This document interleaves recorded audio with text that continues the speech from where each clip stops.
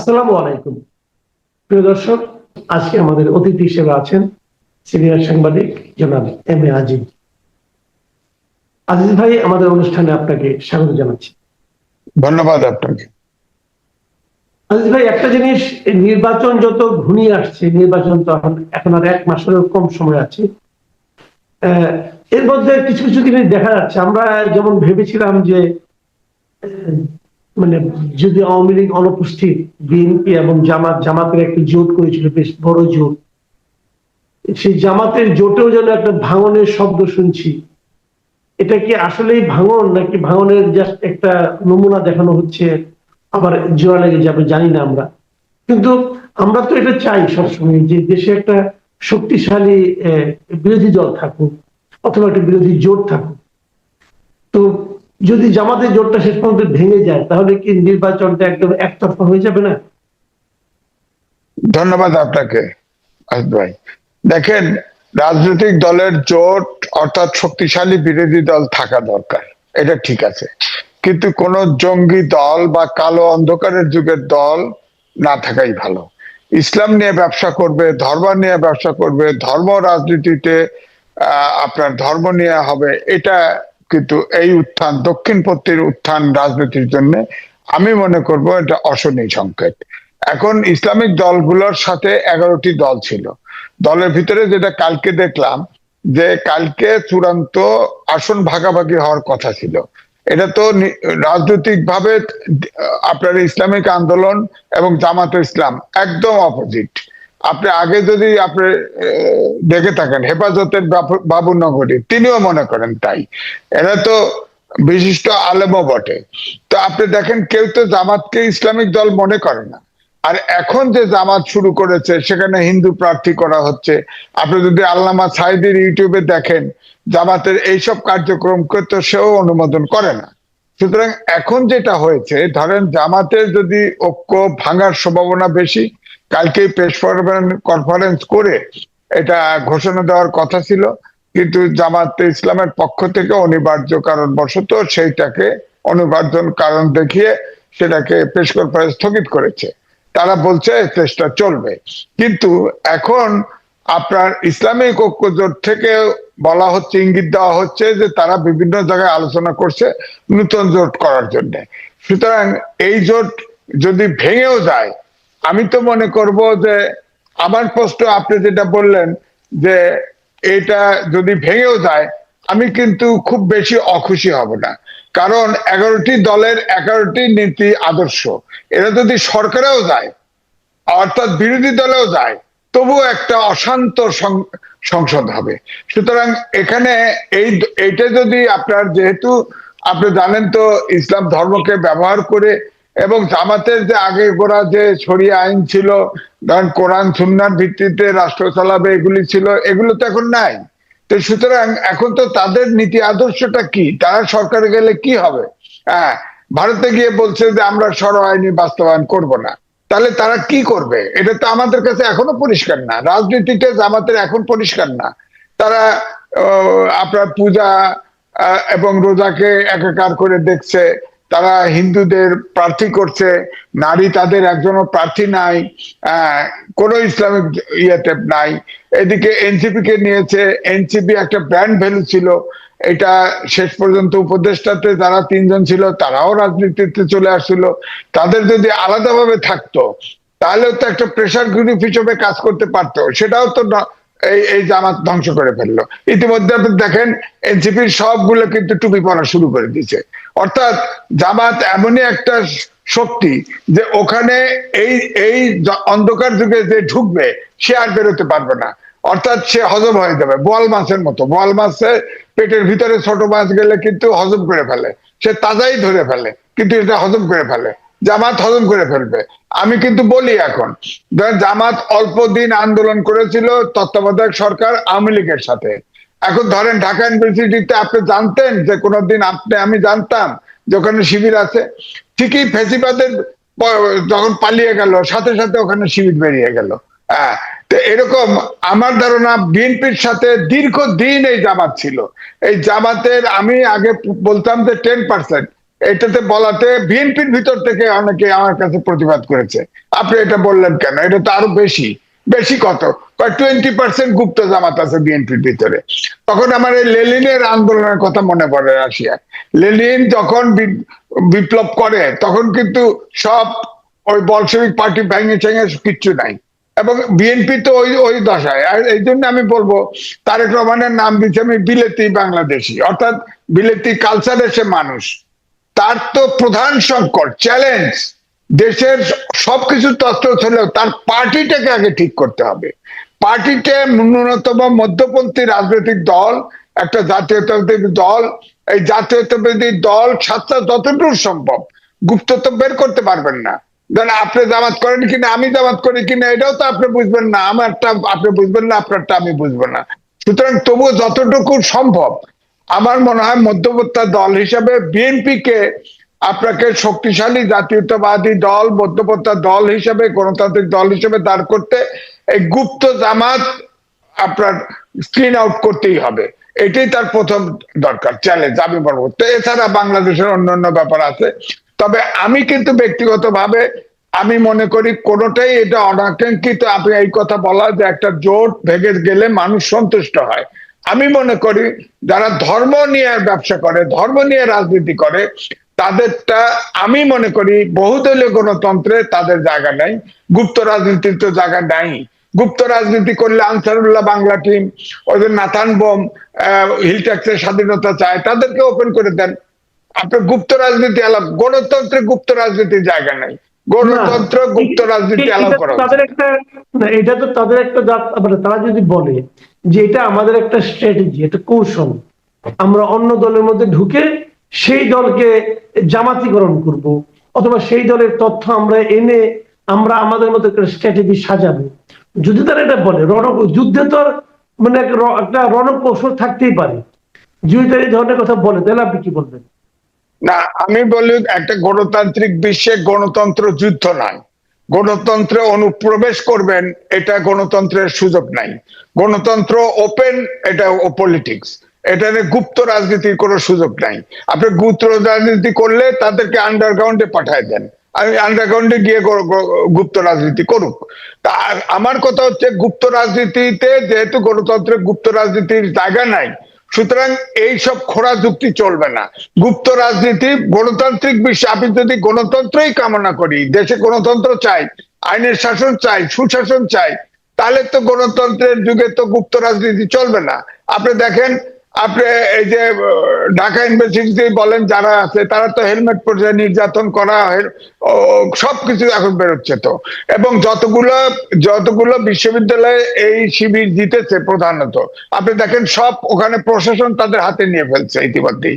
আপনি খেয়াল করে দেখেন, আপনার এই যে ইয়েতে জগন্নাথ কলেজে, ঢাকা ইউনিভার্সিটিতে, আপনার রাজশাহী ইউনিভার্সিটিতে, এই তো সেদিন মানলো চিটাগাং ইউনিভার্সিটিতে শিক্ষক পিটাচ্ছে, সমানে শিক্ষক পিটাচ্ছে। এবং তারা এও হচ্ছে ঢাকা রাজশাহী ইউনিভার্সিটিতে রেজিগনেশন লেটার আপনার ডাকসুর সেক্রেটারি লিখে রাখছে যে স্যার আপনি আসেন, এটা স্বাক্ষর করে দেন, আপনার কাজ আমি এগিয়ে রাখছি, আপনি এখানে রিজাইন করেন, আপনি রিজাইন করেন। এটা হলো একটা বিশ্ববিদ্যালয়ের একটা ইউনিয়ন। তারা কি এখন শিবির জিতে সব প্রশাসন হাতে নিয়ে ফেলছে, তাদের মতো করে শিক্ষকতা করবে, তাদের মতো করে প্রশাসন চলবে, তাদের মতো করে ক্যাম্পাস চলবে, এটা কি হতে পারে? প্রক্টোরিয়াল বডি আছে, সিনেট আছে, সিন্ডিকেট আছে, প্রভোস্ট আছে, তারা তাদের মাধ্যমে তাদের যে দাবি থাকতে পারে সেটা তাদের কাছে প্লেস করবে, তারা করবে। তারা কে? ছাত্র সংসদ কি? ছাত্র সংসদ প্রত্যেকটা ইউনিভার্সিটির অ্যাডমিনিস্ট্রেশন দখল করে নিচ্ছেন, আপনি দেখেন আপনি। সুতরাং এই যে এটা হলো গুপ্ত রাজনীতির ফল। পুঁটি মাছ নদীতে, বড় পুকুরে নদীতে ফেলে দিলে কিন্তু শুধু লাফায়। এরা এখন ওই অন্ধকারে গুপ্ত ছিল, এটা ওপেন হয়েছে, এখন লাফানো শুরু করছে, পুরোটারে দখল করে ফেলতেছে। এবং জামাত দখল করলে, এই জন্যই বলি আমি অন্ধকারের যুগে জামাত যদি ক্ষমতায় আসে কারো কোনো কথা চলবে না, গণতন্ত্রের কোনো ভাষা থাকবে না। আপনি কথা বলার কোনো, আপনি ইউটিউব চালান না, আপনি তো চালান, কথা বলতে পারবেন না তো। তারা নির্দিষ্ট করে দেবে এটুক বলতে পারবেন, এটুক বলতে পারবেন না, এটুক করতে পারবেন, এটুক করতে পারবেন না। আমরা তো ওই যুগে দেশ স্বাধীন করছে মুক্তিযুদ্ধ করে, ওই যুগে প্রবেশ করার জন্য নয়। একাত্তরে যা আমাদের আকাঙ্ক্ষা ছিল, প্রত্যাশা ছিল, 90-ও তাই ছিল, 24-এও তাই ছিল। এই 24টাকে টিকতে দিল না এই জামাত, নিয়ে এটাকে ভাঙে কয়েক ভাগে ভাগ করে ফেলছে। এটা তো অভ্যুত্থানের শক্তি, এটা তো রাজনীতিতে টিকে থাকার দরকার ছিল। তারা অন্তত পক্ষে এবারে ইলেকশন না করে আরো 2 বছর ইলেকশন না করতো, এই শক্তিটা যদি দাঁড়াতো, তরুণ শক্তিটা যদি দাঁড়ায় থাকতো, সমাজে যদি অন্যায় অবিচারের বিরুদ্ধে প্রেশার গ্রুপ হিসেবে কাজ করতো, তাহলে সমাজ, আমরা অন্তত যারা প্রবীণ, আমরা যারা সিনিয়র সিটিজেন, অন্তত আমরা আশা করতাম যে না, অন্তত পক্ষে আমরা মারা যাওয়ার আগে অন্তত দেশটা সঠিক রাস্তায় দাঁড়াচ্ছে, এটা আর আশা করতে পারতাম। কিন্তু সেই সুযোগ তো থাকছে না। আর এই পার্টি ভেঙে দেওয়াতে আমি মনে করব তাদের সাথে, আপনি দেখেন না, ইসলামিক ঐক্যজোট বলছে, আমির বলেছে না যে জামাত যদি কোথাও বামপন্থীও যদি ক্ষমতায় যায়, সেখানেও ইসলামের উত্থান করতে পারে, কিন্তু জামাত যদি কোনোদিন ক্ষমতা যায়, সেইখানে কোনো ইসলাম আর ফিরে আসবে না। সুতরাং এই যখন রাজনীতি, তাদের সাথে আপনি ইউটিউব খুলে দেখেন, তাদের ভাষা দেখেন, আগের আর এখনকার ভাষা দেখেন। এই জন্য আমি বলছি যে আমরা তো ওই যুগে পৌঁছাবো না। আমরা গণতান্ত্রিক দেশ চাই, আইনের শাসন চাই, সুশাসন চাই, এবং মানবিক বাংলাদেশ চাই। সেই পথে যে হাঁটবে তার পক্ষে আছি। অন্য যত কিছু রাজনীতি আছে সব ধ্বংস হয়ে যাক, এটা আমি চাই, ব্যাস। জি, যে আমরা একটু এখন মানে এই রাজনীতির বাইরে আরেকটা জায়গায় যাচ্ছি, যে এই যে নির্বাচন হচ্ছে, এইবার নির্বাচনে একটা নতুন ধারা আমরা দেখতে পেয়েছি, সেটা হলো পোস্টাল ব্যালট। বিদেশে যে আমাদের প্রচুর প্রবাসী আছেন, যারা দেশ নিয়ে ভাবেন, দেশের কথা বলতে চান, দেশের একটা মতামত দিতে চান সরকার কে হবে, তাদের জন্য যে পোস্টাল ব্যালটটা তৈরি করা হয়েছিল, সেটা নিয়ে নানা ধরনের কেলেঙ্কারি আমরা দেখতে পাচ্ছি। প্রথমে বাহরাইনে দেখলাম, পরে ওমানেও দেখলাম, যে এই ধরনের ভিডিও পেলাম, এসব এক জায়গায় স্তূপ হয়ে আছে। এই যে পোস্টাল ব্যালটের ব্যাপারটা, এটা কি আসলে নির্বাচন কমিশনের ব্যর্থতা, নাকি অন্য কোনো কিছু আপনি দেখেন এখানে? না, আমি একটু ব্যাকগ্রাউন্ড বলে দেই, হয়তো আমার প্রতি অনেকে অসন্তুষ্ট হবে। ধরেন একজন ব্যক্তি ভোটার হওয়া আর প্রার্থী হওয়া বা সরকারি চাকরিতে যাওয়া এক কথা নাই। তাই আমাদের যেমন ডুয়েল সিটিজেনশিপ হলে কেউ প্রার্থী হতে পারবে না, অর্থাৎ পার্লামেন্ট প্রার্থী হতে পারবে না, সরকারি চাকরি করতে পারবে না, কিন্তু ভোটার হতে বাধা নাই। কিন্তু আমার বক্তব্য হচ্ছে যে এই যে আপনি আপনি সোজাসুজি প্রবাসী সরকার, আমাদের দেশে তো আমি এটাকে প্রবাসী সরকার বলি, প্রবাসী সরকার এসেই প্রবাসে একেবারে ওপেন আপনাকে ভোটার বানায় দিচ্ছে। এখন ধরেন ওখানে সব দেশের আমার বড় বড় দলের সবার শাখা আছে। আমাদের মতো প্রবাসী অন্য বলেন, এই সাবকন্টিনেন্ট তো আমাদের তো অন্য কোন দেশের আছে যে আমাদের রাষ্ট্রপ্রধান, সরকার প্রধান গেলেই অপমান করে, ডিম মারে, জুতা মারে, এগুলি কি? এগুলি কি? দ্বিতীয়টা বলেন, এই যে আপনি হুট করে যে প্রবাসীদের ভোটার বানাইলেন, আপনি বলেন তো কোন প্রবাসী বাংলাদেশে তার জীবন জীবিকা বা পড়াশোনা যদি মনে করতো যে আমার আশা প্রত্যাশা পূরণ হচ্ছে, তাহলে কি যেত? আমি তো অনেক কষ্ট করে বাংলাদেশের মাটি কামড়ায় আছি, অল্প খায় অল্প চিকিৎসা নিয়ত আছি। তারা তো আয়ের উৎসের, অর্থাৎ একটা উদ্দেশ্যে বিদেশে গেছে, যাওয়ার পরে তারা টাকা পাঠায়, প্রবাসী আয়, দেশের প্রতি মমতা আছে, তাও মানলাম, সবই মানলাম। কিন্তু আমি একটা টেলিভিশনে গেছি, দেখি যে সে আমেরিকান নাগরিক, সে ভোটার হয়েছে। বলেন তার আনুগত্যটা কোথায় বেশি, আমেরিকায় না বাংলাদেশে? আপনি যে ডুয়েল সিটিজেন মেম্বার বানাচ্ছেন, তাকে যদি ধরেন বাংলাদেশের নাগরিক, সে ব্রিটেনে আছে, আমেরিকায় আছে, ওখানে সে নাগরিক, সে ভোটার হলো, তার আনুগত্যটা কি সে ব্রিটেনের চোখে দেখবে না বাংলাদেশের চোখে দেখবে? এটা তো আপনাকে ভাবতে হবে। আপনি তো পয়েন্ট ব্ল্যাঙ্ক বিদেশে থাকলেও আপনি ভোটার করে দিলেন। যারা গেছে তারা তো সবাই 18 বছর বয়সী, তাদের তো এনআইডি থাকার কথা, এনআইডি দিয়েই তো গেছে, তারা তো ভোটার বাংলাদেশে আছে। বাংলাদেশে যে নাই, সে বাংলাদেশ থেকে ভোটার হবে, এবং বাংলাদেশের সে প্রয়োজনে তার ভোট দেওয়ার ব্যবস্থা করবে, কিভাবে পারবে সেটা করবে। কিন্তু আমাদের দেশ থেকে, আমাদের দেশে আমি যেটা বলি যে আমাদের শিক্ষা ব্যবস্থার কারণে বাংলাদেশে আমরা এখনো জাতি গঠন করতে পারি নাই। ইংরেজি বাংলা মিলে প্রায় 12 প্রকারের জাতি, সব মাস্টার ডিগ্রি। কেউ কম জননী হওয়া, কেউ শান্তি জননী হওয়ার জন্য আমরা রোহিঙ্গা আশ্রয় দিয়ে রাখছি, আবার কমি জনতা জননী, যেখানে কোনো সরকারের প্রতিনিধি নাই। সব জায়গায় মাস্টার ডিগ্রি দিতেছে, 12 প্রকার জাতি তৈরি হচ্ছে। আপনি বলেন, যার ফলে আমরা কোনো জাতীয় ইস্যুতে এক হতে পারি না।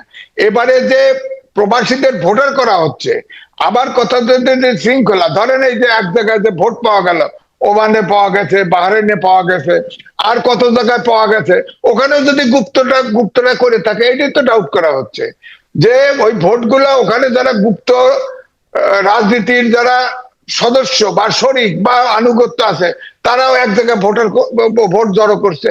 আর এটা তো ভোট তো একটা গোপন জিনিস, এটা প্রকাশ্যে আসবে কেন? এটা ভিডিওতে অডিওতে দেখাচ্ছে, খুশি হয়ে দেখাচ্ছে। তাদের তো ওই চেতনাই আসে নাই। ভোট ব্যালট পেপার কি করে দেখায় বলেন? ইনভেলপ দেখাচ্ছে, এই দেখাচ্ছে, এগুলো তো এখন বাংলাদেশে চাও। সুতরাং আমি মনে করি এই মুহূর্তেও না, সংস্কার করেছে, বিদেশে কোন সংগঠন থাকা উচিত ছিল না। এক, যারা চাকরি করতে গেছে বা পড়াশোনা করতে গেছে, তাদের নিরাপত্তা দেওয়াটা সরকারের প্রধান কাজ। তাদের ভোটার বানানো বড় কাজ নয়। আর ভোটার বানাতে হলে যদি কেউ ডুয়েল সিটিজেন থাকে, তাকে আগে বলতে হবে তার আনুগত্যটা কোথায়। এবং নিশ্চয়ই আমেরিকান সিটিজেন তার বাংলাদেশের প্রতি আনুগত্য কম থাকবে। আমরা যে হায়ার করে আনছি, যে যাদের এই কমিশনের ভিতরে 15 থেকে 17 জন আছে, সব বিদেশি নাগরিক, দ্বৈত নাগরিক, তাদের আনুগত্য নিয়ে প্রশ্ন আছে তো, যার ফলে তাদের কথা একটা গ্যাপ কিন্তু আছে। সুতরাং আমি মনে করি এই হুট করে এটা দেওয়া উচিত হয় নাই। এবং যেটা সংকট হয়েছে এখন, আপনি বলেন, যেটা আমরা দেখে ফেলেছি, দুইটা দেশে আপনার সব ব্যালট পেপার জড়ো করেছে। এখন তো এই ব্যালট পেপার করা উচিত, প্রবাসী ভোট বন্ধ করে দেওয়া উচিত, কারণ এটা তো বিতর্কিত হবে। ভোট হওয়ার পরেও যদি এক পক্ষ না যেতে, ধরেন ওই যে বললাম যে ওই যারা গুপ্ত রাজনীতি করে, তারা ধরেন অল্প ভোটে ফেল করলো, তখন তো বলবে যে এই যে আমার বিদেশি প্রবাসী ভোট আসতে দেয় নাই। এরকম একটা কিছু ক্রাইসিস ডেকে আমরা দেখুন, আমাদের এখানে পরিস্থিতি, ইলেকশনের পরিস্থিতি আমাদের আশানুরূপ করতে পারছি না, সেখানে উটকো ঝামেলা কেন আমরা তৈরি করলাম? এটাই আমার বক্তব্য হচ্ছে, ডুয়েল সিটিজেন যারা আছে তাদের ভোটার বাংলাদেশে বানানো উচিত নয়।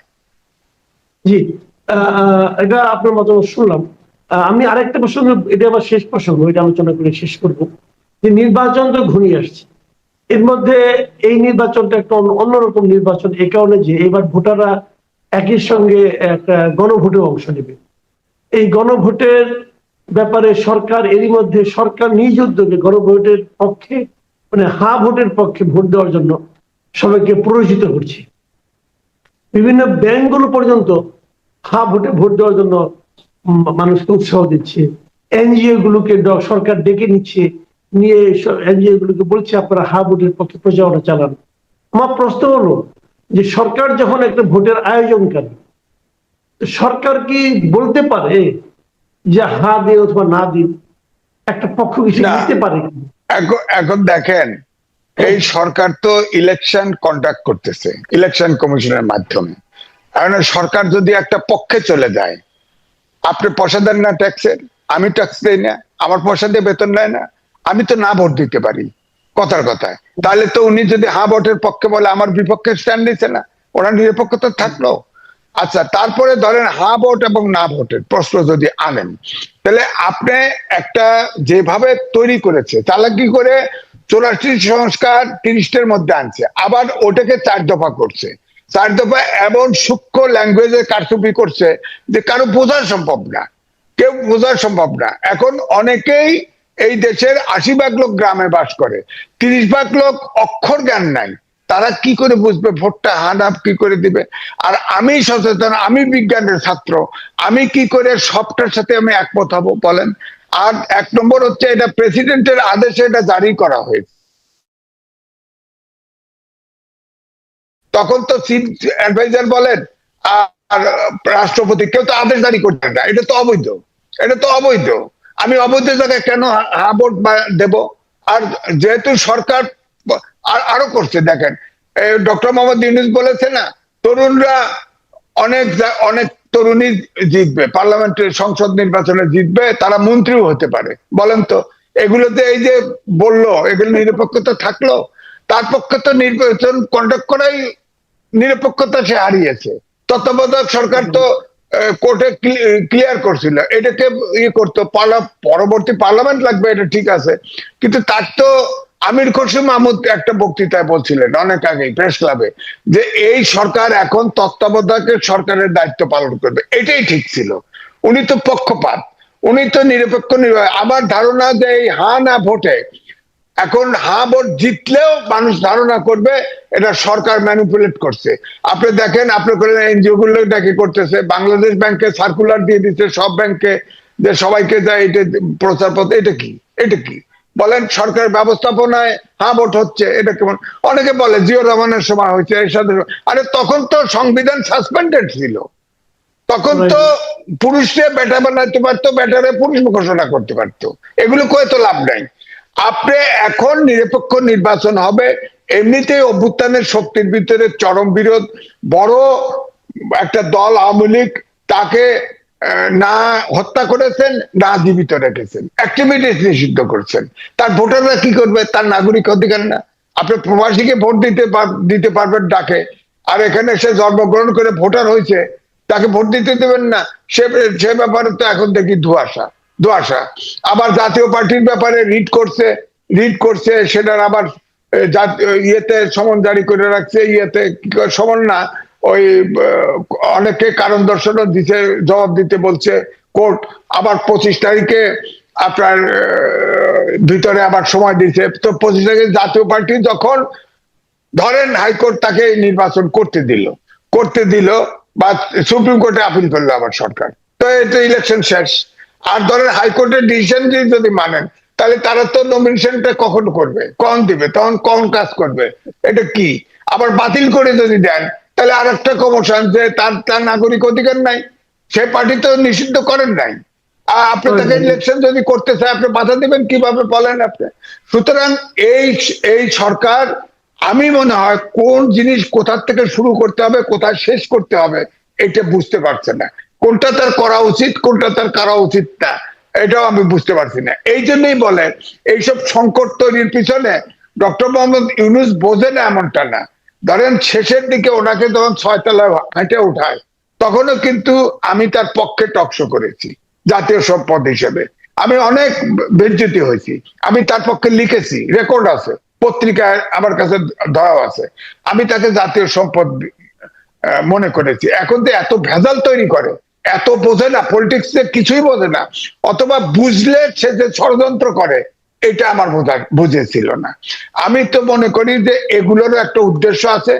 আগে প্রথম দিকে খেয়াল করে দেখেন, এটা সাংবিধানিক সরকার 3 মাস পরে নির্বাচন দিতে পারতো, কোনো কারণ না হলে 6 মাস পরে 6 মাস পরে দিলে তো এমনিই তো জাতীয় পার্টি কোনো সিট পাইতো না, আওয়ামী লীগ হয়তো নাই 5টা 10টা, তখন হেডটেড ছিল, ভোট পাইতো না। এখন কেন? এখন তো যত মানুষকে রিপ্লেস করবেন, বাংলাদেশের চরিত্র, যত নির্যাতন করবেন, যত তার রাইট বঞ্চিত করবেন, তার পপুলারিটি বাড়বে। আওয়ামী লীগ তো এখন সব সমর্থক তো রয়ে গেছে পয়রা, এবং আওয়ামী লীগ তো বড় দল, তার সমর্থকরা ভোট দিতে দেবেন না, আরেকটা ইস্যু তৈরি হবে, অনেক জায়গায় তো ভোট দিতে দিবে না, আওয়ামী লীগকে কেন্দ্রে আসতে দিবে না। আবার অনেক জায়গায় হয়তো জামাতকে তারা যার নিরাপদ মনে করবে তাকে ভোট দিবে, একটা বিশৃঙ্খল অবস্থা তো হবে। তো এই জন্য আমি বলছি যে উনি সমস্যা তৈরি করেন। আপনি প্রথম দিকে খেয়াল করেন, তিনি যখন হেঁটে যাচ্ছেন, মানুষ পাশ দিয়ে বলতো 5 বছর থাকেন, 10 বছর থাকেন, আজীবন থাকেন। এখন কেউ বলে না, কারণ দেশটারে এমন জায়গায় নিয়ে ফেলেছে। বিশ্ব ব্যাংক, ফাইনালি এক কথায় বলি, বিশ্ব ব্যাংক তাদের ফোকাস করেছে আগামী বছরে জিডিপি গ্রোথ হবে 3.5%, অর্থাৎ এদেশে দুর্ভিক্ষ হওয়ার সম্ভাবনা আছে। এই সময় নির্বাচন হচ্ছে, নির্বাচনে যে জিতবে তার জন্য দেশ চালানো কঠিন। হ্যাঁ, এরপরে তো প্রত্যেকটা পার্টির ভিতরে তো সমস্যা আছে, আবার অভ্যুত্থানের শক্তির ভিতরে দ্বিধা বিভক্ত আছে। এখন কি যে হবে, এটা ভাগ্যের উপরে ছেড়ে দেওয়া ছাড়া আমি কিছু বুঝতে পারছি না। এই যে পোস্টাল ব্যালটের ব্যাপারটা, এটা কি আসলে নির্বাচন কমিশনের ব্যর্থতা নাকি অন্য কোনো কিছু আপনি দেখেন এখানে? না, আমি একটু ব্যাকগ্রাউন্ড বলে দেই, হয়তো আমার প্রতি অনেকে অসন্তুষ্ট হবে। ধরেন একজন ব্যক্তি ভোটার হওয়া আর প্রার্থী হওয়া বা সরকারি চাকরিতে যাওয়া এক কথা নাই। তাই আমাদের যেমন ডুয়েল সিটিজেনশিপ হলে কেউ প্রার্থী হতে পারবে না, অর্থাৎ পার্লামেন্ট প্রার্থী হতে পারবে না, সরকারি চাকরি করতে পারবে না, কিন্তু ভোটার হতে বাধা নাই। কিন্তু আমার বক্তব্য হচ্ছে যে এই যে আপনি আপনি সোজাসুজি প্রবাসী সরকার, আমাদের দেশে তো আমি এটাকে প্রবাসী সরকার বলি, প্রবাসী সরকার এসেই প্রবাসে একেবারে ওপেন আপনাকে ভোটার বানায় দিচ্ছে। এখন ধরেন ওখানে সব দেশের আমার বড় বড় দলের সবার শাখা আছে, আমাদের মতো প্রবাসী অন্য বলেন এই সাবকন্টিনেন্ট তো আমাদের তো অন্য কোন দেশের আছে যে আমাদের রাষ্ট্রপ্রধান সরকার প্রধান গেলেই অপমান করে, ডিম মারে, জুতা মারে, এগুলি কি? এগুলি কি? দ্বিতীয়টা বলেন, এই যে আপনি হুট করে যে প্রবাসীদের ভোটার বানাইলেন, আপনি বলেন তো কোন প্রবাসী বাংলাদেশে তার জীবন জীবিকা বা পড়াশোনা যদি মনে করতো যে আমার আশা প্রত্যাশা পূরণ হচ্ছে তাহলে কি যেত? আমি তো অনেক কষ্ট করে বাংলাদেশের মাটি কামড়ায় আছি, অল্প খায় অল্প চিকিৎসা নিয়ত আছি। তারা তো আয়ের উৎসের অর্থাৎ একটা উদ্দেশ্যে বিদেশে গেছে, যাওয়ার পরে তারা টাকা পাঠায়, প্রবাসী আয়, দেশের প্রতি মমতা আছে, তাও মানলাম, সবই মানলাম।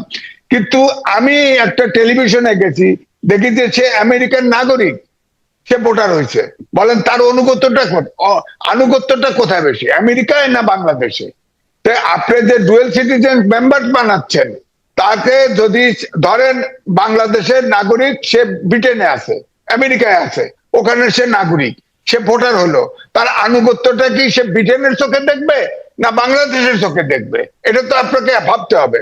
আপনি তো পয়েন্ট ব্ল্যাঙ্ক বিদেশে থাকলেও আপনি ভোটার করে দিলেন, যারা গেছে তারা তো সবাই 18 বছর বয়সী। জি, অনেক ধন্যবাদ, অনেক ধন্যবাদ জনাব আমি আজিজ। প্রিয় দর্শক, আসলে আজিজ ভাইয়ের কথা যেগুলি বলছেন আপনি শুনে হতাশ হতে হয়, কিন্তু ওনার কোনো যুক্তিকে কিন্তু আপনি উড়িয়ে দিতে পারবেন না। এই যে কথাগুলি বলেছেন ঘটনার প্রেক্ষিতেই মন্তব্যগুলি করেছেন।